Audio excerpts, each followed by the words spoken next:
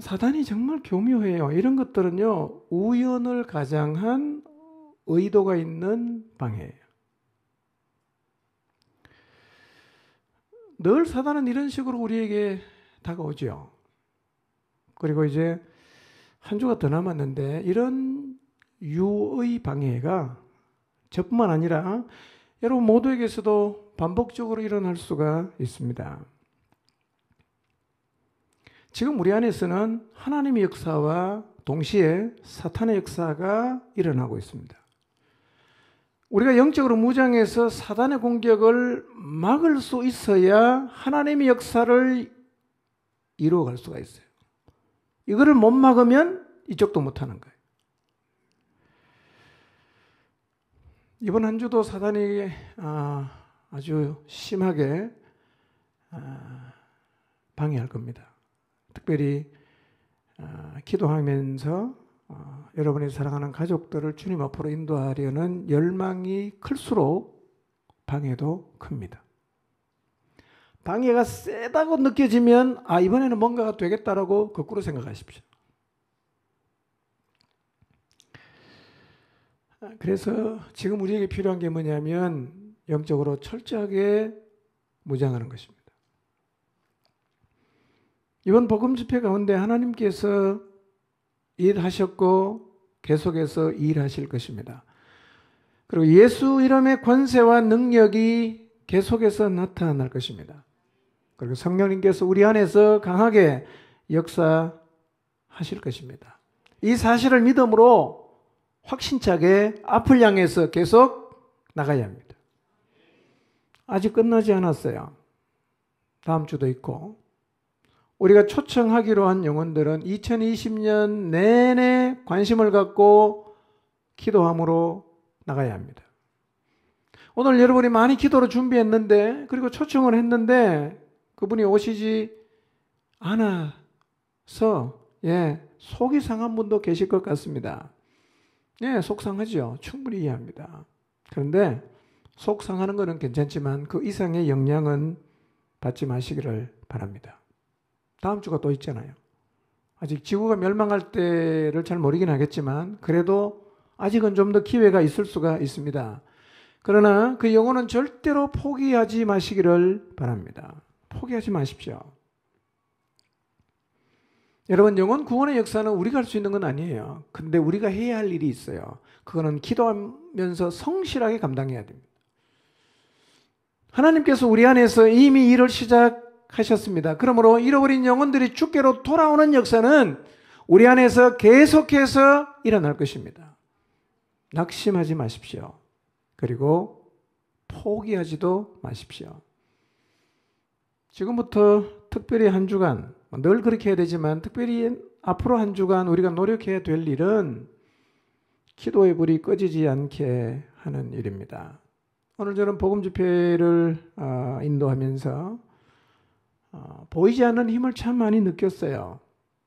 그리고 저 자신도 성령님에게 붙들려 있다는 느낌을 받았습니다. 저는 그 힘이 공동체의 기도에서 시작이 되었다고 믿습니다. 어제도 많은 분들이 기도하셨어요. 남자분들도 많이 와서 기도하고 청년 자매들도 기도하고 많이 기도하셨어요. 우리 안에 성령께서 부어주시는 이 힘이 사라지지 않도록 기도하는 일에 우리의 모든 에너지를 모아야 합니다. 이번 한 주 여러분 기도의 온도가 떨어지지 않도록 계속 기도하는 일에 헌신하시기를 당부드립니다. 가능하다면 목장별로 시간이 되는 사람끼리 모여서 5월 31일의 집회와 우리가 기도하고 있는 그 영혼을 위한 기도를 쉬지 마시기를 바랍니다. 손 틀지 마십시오. 끝나지 않았어요. 24일 날 초청했는데 안 오신 분들 기도하면서 한 번 더 초청해 보십시오. 우리가 24일을 기다리면서 40일 동안 기도했어요. 31일을 위해서도 그런 심정으로 하나님 앞에 기도하시기를 바랍니다. 31일에 다시 성령님께서 우리의 예배와 그리고 우리가 초청한 영혼들 가운데 강력하게 역사해 주시기를 간구하시기를 바랍니다.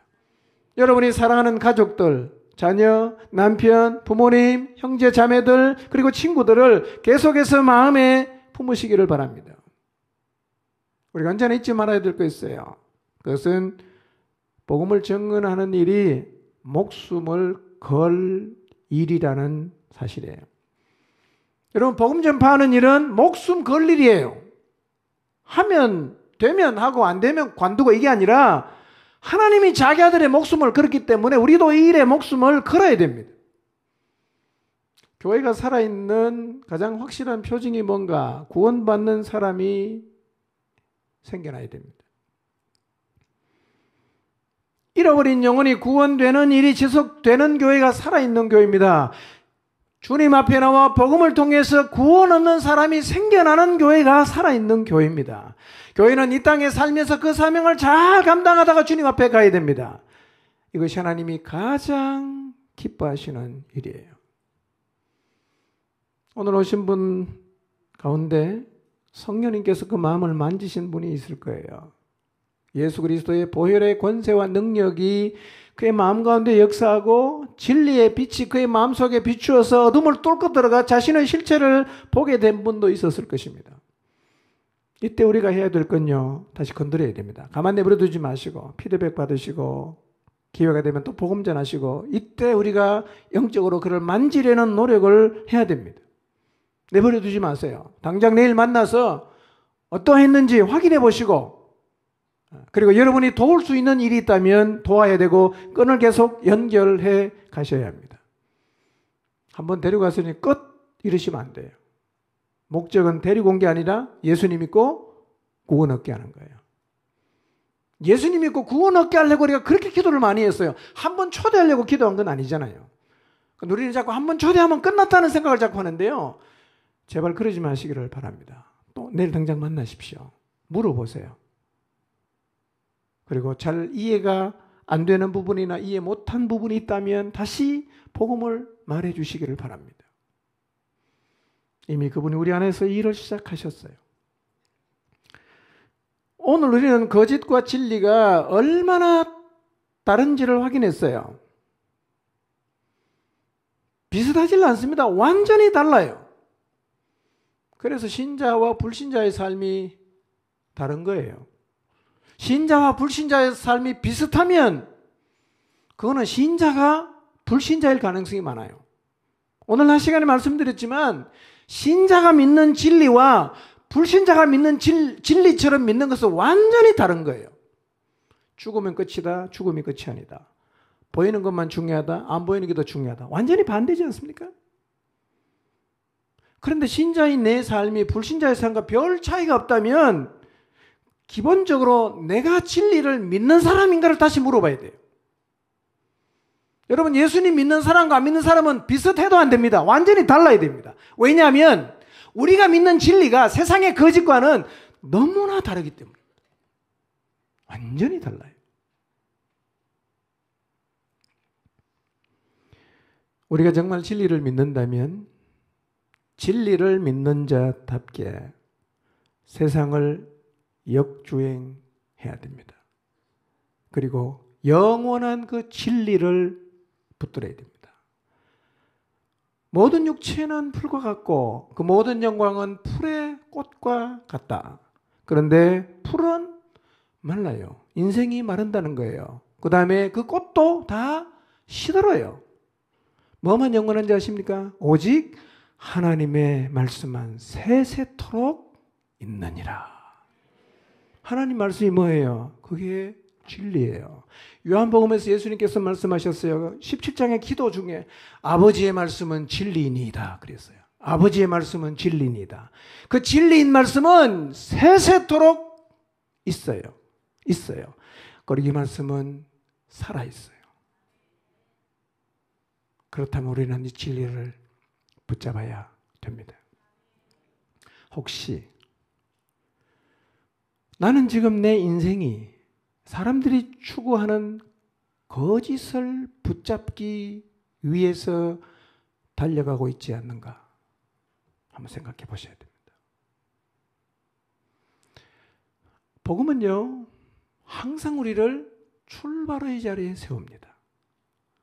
그 다 아는 저 복음을 왜 자꾸 얘기하나? 라고 생각이 드신다면 죄송하지만 그분은 복음을 잘 모르는 분이에요. 복음은 1000번 만번 들어도 이 복음은 내가 누구이고 내가 어떻게 살아야 되는지를 확인해 주는 거예요. 아, 내가 진리를 믿는 사람이구나. 진리가 이거구나. 이거를 잡아야 되는구나. 다시 확인하는 거예요. 여러분, 그리스도인은, 신자는 뭘 잡아야 됩니까? 진리를 잡아야 됩니다. 진리를 잡아야 됩니다. 심판과 형벌의 자리로 가고 있는 사람들에게 영생을 주시려고 이 땅에 오신 진리 되시는 예수님을 여러분 더 많은 사람에게 전해서 하나님의 소원인 영혼을 구원하는 그 역사를 이루어가는 하나님이 정말 기뻐하는 사람으로 살아가게 되시기를 바랍니다. 기도하겠습니다.